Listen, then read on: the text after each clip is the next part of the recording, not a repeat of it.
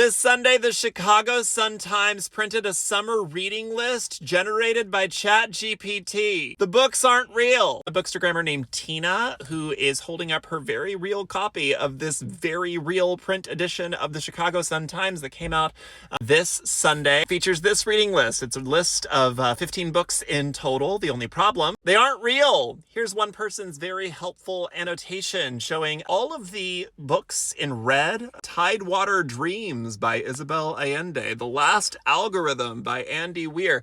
All the ones in red are not real.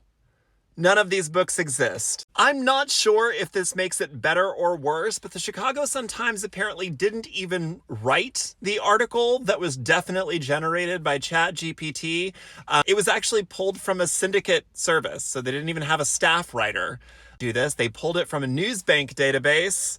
And it's a bunch of fake books. I can't help but think the fact that the Chicago Sun-Times didn't write this themselves is because newspaper has been dying the death of print media longer than just about anything else. And I find it the height of irony that a newspaper, especially one like the Chicago Sun-Times, a newspaper of all resources, would publish a reading list generated by AI that is hallucinating books that don't exist. Is this an appropriate time to say that this book does exist?